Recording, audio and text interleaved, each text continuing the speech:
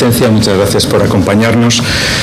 Y los que nos seguís habitualmente sabéis que nos hemos referido con frecuencia a nuestro interés por insertar las propuestas expositivas con los debates culturales y sociales de nuestro tiempo.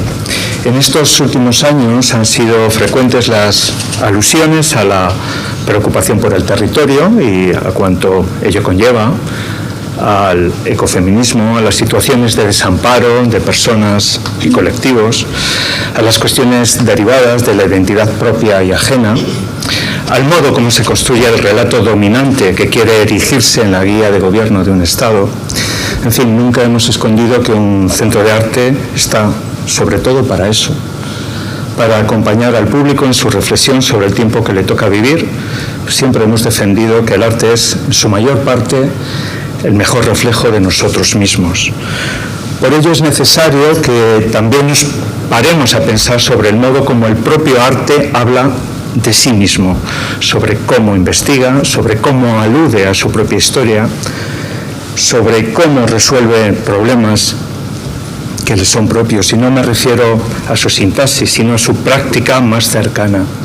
Y al hacerlo incorpora nuevas preguntas que descubren otros interrogantes con los que volvemos a intervenir, porque pensar es intervenir en la sociedad de la que formamos parte. Y hoy nos acompañan Alain Urrutia, Virginia Rivas y Cristóbal Ara. Y estoy seguro que ellos van a comentar su trabajo mucho mejor que cuanto yo os pueda decir, pero permitidme que los acompañe con una breve introducción. Alain Urrutia es dibujante y es un pintor consumado y rompe con esta exposición, con la exposición que hoy presentamos aquí, con el modo en que se ha venido presentando ante el público hasta ahora.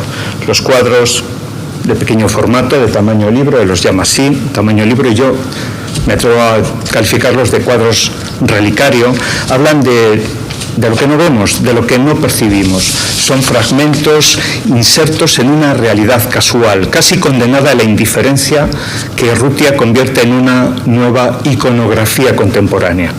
Pero en el CAP, Alain Urrutia presenta 6 dípticos gigantescos, 6 dípticos que imponen su presencia de un modo abrumador, nuevamente a partir de fragmentos extraídos a su vez de icónicas imágenes históricas dominadas por la mirada. Somos mirados mientras miramos. Alain Urrutia nos propone un juego en el que nos convertimos en observados a la vez que en observadores, y en el que, dado el tamaño, el espectador se funde con la obra, dando lugar a una nueva imagen a ojos de un tercer espectador. Urrutia nos habla del acto de mirar como un acto creativo, como un acto generador, y nos cuestiona sobre la posibilidad de la existencia de la obra de arte si ésta está oculta, si no puede ser contemplada. Alain Urrutia, nacido en Bilbao, radicado desde hace años y por el momento en Berlín, se formó en la Academia de Brera en Milán, después de formarse también en la Universidad del País Vasco. Ha residido y ha formado parte de la escena artística de diferentes lugares, como Londres, y ha expuesto también en diferentes espacios internacionales, como el Boston Center of Arts o el Museo Guggenheim de Bilbao, creo además que en 2 ocasiones lo ha hecho allí, además de otros muchos espacios privados y públicos de Europa. Quizá sea una coincidencia, o tal vez no, que Virginia Rivas comparta con Urrutia que parte de su formación se realizara también en Italia. Virginia Rivas, además de formarse, de estudiar en las universidades de Salamanca y Extremadura, se formó en la Academia de Belli Arti de Venecia y fue también profesora en la Universidad de Udine. Y su trabajo como pintora siempre ha estado acompañado por su interés por otros medios cercanos a la tecnología, bien de base analógica o bien de base digital. Es en esa dialéctica, resulta siempre con una compleja investigación sobre los límites de la pintura para desplazarla desde su lugar tradicional hacia un ámbito de naturaleza conceptual y de interacción social, lo que a nuestro juicio hace del trabajo de Rivas algo insólito en el arte de nuestro país, pues no se detiene en los aspectos inmediatos, en los aspectos formales, en el aspecto cosmético, sino que bucea en las consecuencias sensoriales, afectivas e incluso en las aplicaciones emocionales, ¿no?, que éste pueda tener en el espectador. En el caso que nos ocupa, que es fruto de un trabajo de 4 años, que ha contado además con una ayuda para la promoción del arte contemporáneo español del Ministerio de Cultura, Rivas ha trabajado sobre la relación de la pintura con el ruido, que ella, por supuesto, os va a explicar después, y sobre cómo ambos mundos, pintura, ruido, comparten similares lenguajes, sobre cómo la inmersión, y esta exposición de Rivas sí es una verdadera exposición inmersiva, permite una estadía emocional que nosotros nos atrevemos a calificar de salvífica. Rivas vive y trabaja en Hervás, en Cáceres, y ha contado con numerosos reconocimientos y premios a su trayectoria, además de exponer en los reconocidos espacios de la Sala de Arte Brocense de Cáceres, en la sede de Naciones Unidas de Ginebra, por ejemplo, en el Parlamento de La Rioja, en las naves de Gamazo, de la Fundación Inere de Santander, o en el Círculo de Bellas Artes de Madrid. Y concluyo con Cristóbal Lara. En la nota de prensa que os hemos hecho llegar ya reconocíamos que la presencia de Cristóbal Lara en un centro de arte es en sí misma un motivo de felicidad, y lo es no solo por su larga carrera y por su reconocimiento público como Premio Nacional de Fotografía en el año 2022, sino también porque se trata de uno de los fotógrafos más influyentes de la escena contemporánea española para varias generaciones posteriores. Curiosamente lo ha sido por el uso del color, por sus famosos encuadres en los que el fragmento de la realidad, en lugar de reducir la realidad, la amplificaba en sí misma, aumentando su capacidad de sugestión, de incógnita, de asombro. Yo he citado varias veces, para referirme a la obra de Ara, una frase de Ortega que leí de boca de nuestro autor. Es una frase que dice: solo lo fantástico puede ser exacto. Y es una frase que me encanta y que siempre que pienso en el trabajo de Cristóbal Lara no puedo renunciar a recordarla. Y por ello su propuesta de regreso al origen, de principiante, de volver a sus inicios, me intrigó. ¿Por qué? ¿Por qué retomar? ¿Por qué retornar al punto de partida? Porque este es en sí mismo un acto de absoluta contemporaneidad, porque alude a la verdad. Es un despojo, es un arrancamiento de cuanto pasó después para regresar, y con ese regreso proponer una lectura por completo inédita. Es una reivindicación de la mirada fértil e ingenua, sin edulcorar, sin contrastar, sin pasar por el filtro posterior de lo que funcionaba o de lo que no, y sobre todo también, incluso por no estar avalado por la crítica posterior.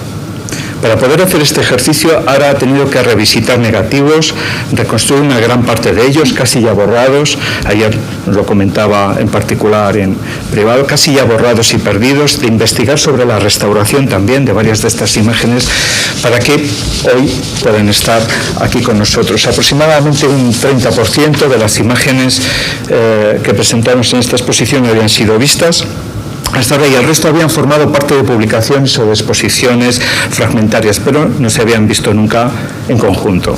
Este ejercicio de autorreconstrucción artística es también algo, a nuestro juicio, insólito en el panorama cultural español. La exposición de Cristóbal Lara ha sido coproducida junto a la Fundación Juan March, en dos de cuya sede se verá el próximo año, en el año 2026. Hoy nos acompaña aquí también con nosotros Marta Suárez Infiesta, responsable del Departamento de Exposiciones de la Fundación Juan March, a quien damos, por supuesto, las gracias por acompañarnos.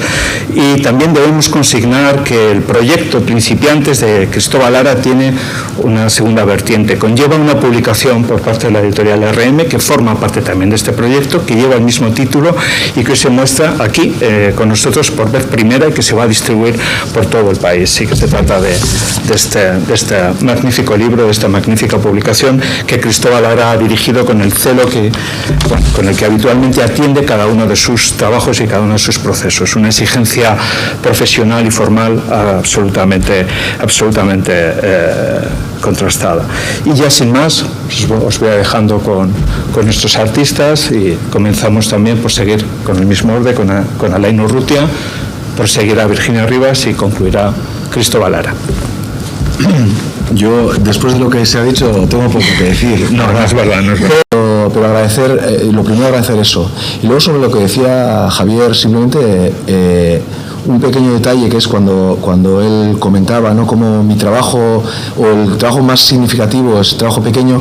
Al final hay un conflicto que he tenido yo siempre a la hora de visitar las exposiciones, y es que es una anécdota, que en realidad yo llegaba a las exposiciones y nunca veíamos las exposiciones, y siempre era, ¿dónde está la cerveza?, ¿no? Llegábamos y íbamos rápido a por la cerveza.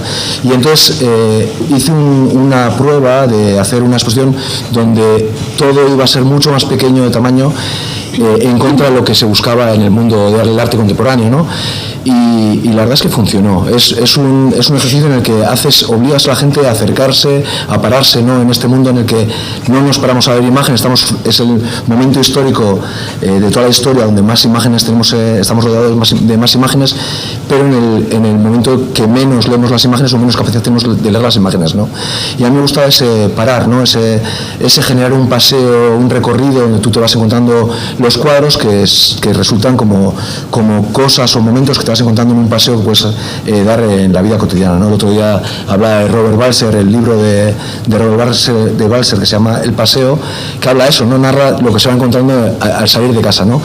Y en esta exposición parte de eso, ¿no? Parte de que quiero invitar a la gente a recorrer esas imágenes que reflejan la vida cotidiana, este momento histórico devastador, este momento que para todos resulta duro. Y en realidad, con esto que decías, tú decías, el arte es el reflejo de la sociedad. Para mí el arte, más que un reflejo de la sociedad, es un refugio de la sociedad. Nos salva de esta sociedad que nos ha tocado vivir, ¿no?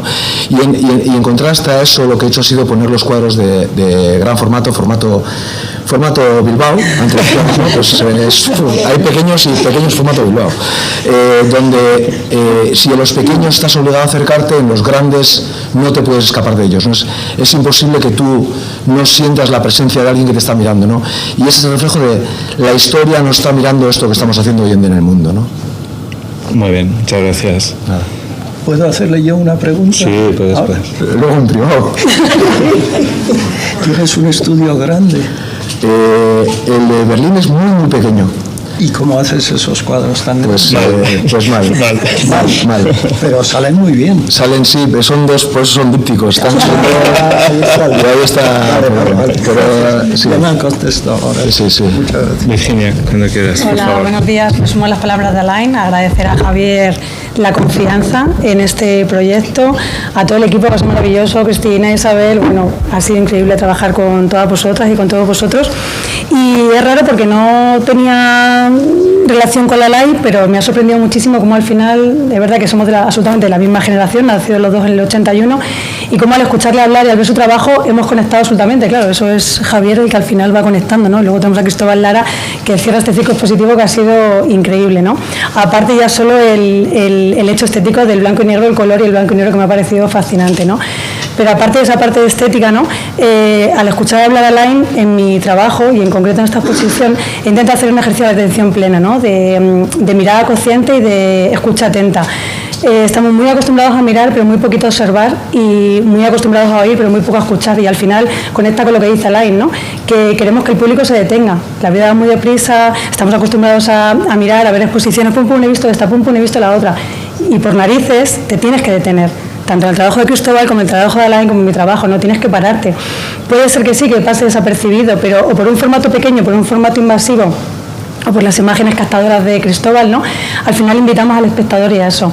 En concreto mi propuesta, a priori, era un poquito compleja, sobre todo para mí, que no he estudiado física, ciencia o acústica, ¿no? Bueno, lo estudié en el instituto, pero no me acordaba, pero siempre me atraen mucho los temas de ciencia relacionados con el arte.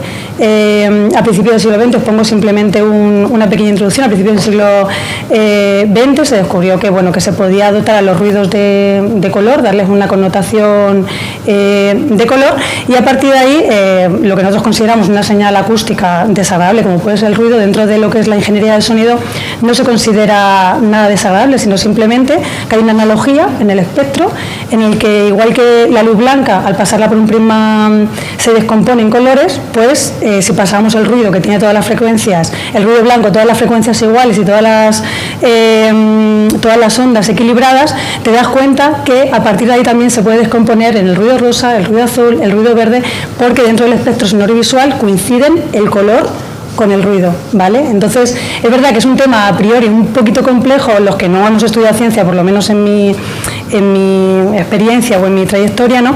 Pero me resultaba como muy interesante el poder llevar eso a mi trabajo, ¿no? Yo que vengo de la pintura, como muy bien ha explicado Javier, pero que también desde muy jovencita también me interesé por las nuevas tecnologías y también por mi generación, que soy nacida en los 80, he mamado lo analógico, aparte me emociona, o sea, me encanta tanto las diapositivas como los vinilos, como esa cosa que tenemos atracción, ¿no? de nuestra niñez, pero al mismo tiempo también me he quedado en las nuevas tecnologías, me apasiona el vídeo, las cajas de luz y una de las maravillas que tienen las nuevas tecnologías, por ejemplo, que es una de las uno de los guiños que hago en la exposición, que de repente estemos trabajando con la inteligencia artificial, ¿no? Que yo la he utilizado mucho para intentar comprender algunos aspectos del propio tema que estaba investigando, ¿no?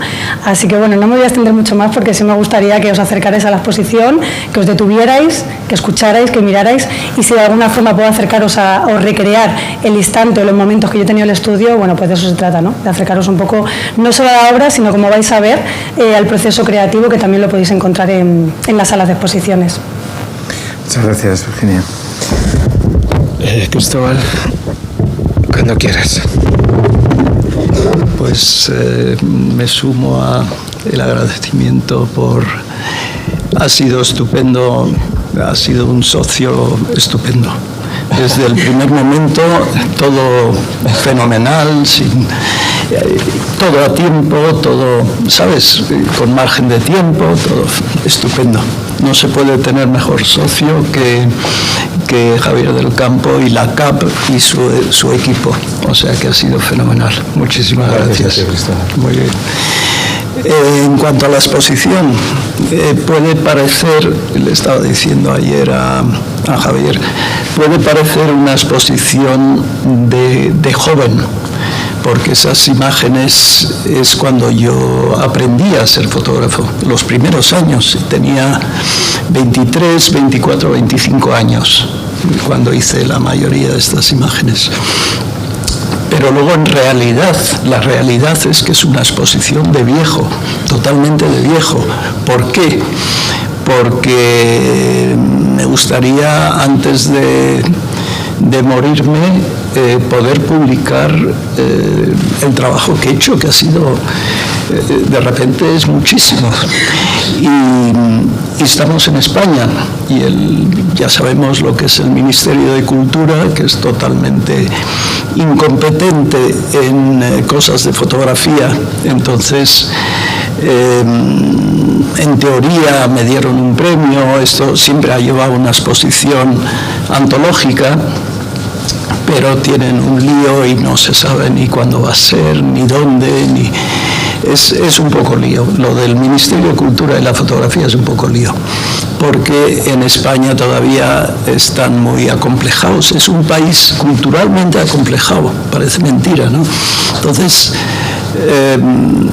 los americanos exportan sus fotografías por todo el mundo, exportan los guetos, exportan la pobreza. Ya desde los años 32 el Ministerio, el Departamento de Cultura americano, todo lo de la pobreza, de la sequía, ¿no? Son imágenes famosas en todo el mundo. Todo eso lo financió el mismo gobierno, mientras que aquí solo se quería inauguración de pantanos y cosas de estas, ¿no? Entonces, en España lo que sí se atreven a exportar es cuando nos parecemos, fotografías donde nos parecemos a los americanos.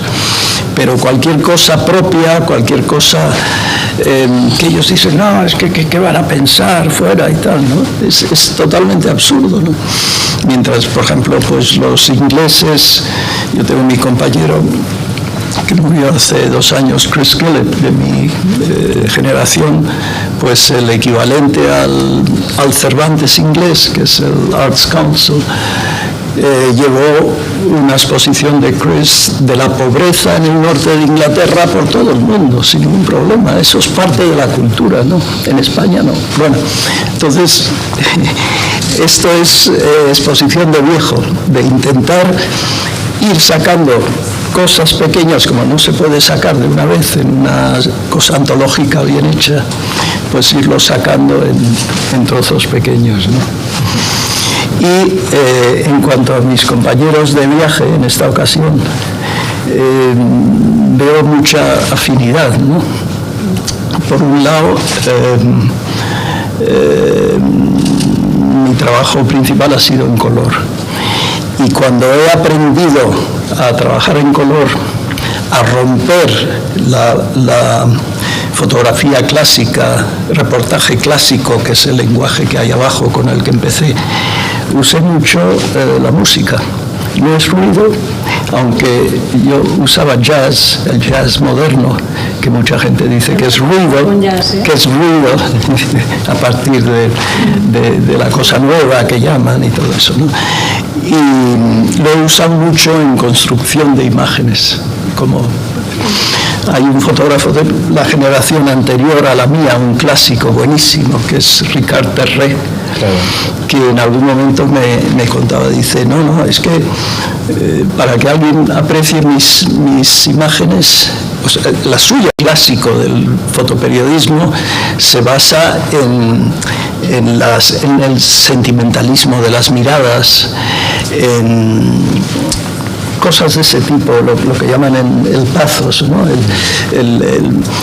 La foto de capa de la niña dormida en la guerra civil encima de la maleta, ¿sabes? Ese tipo. Y hubo un momento que yo intentaba construir imágenes sin esto. Y entonces, ¿cómo puedes construir imágenes sin esto? Quitando las miradas.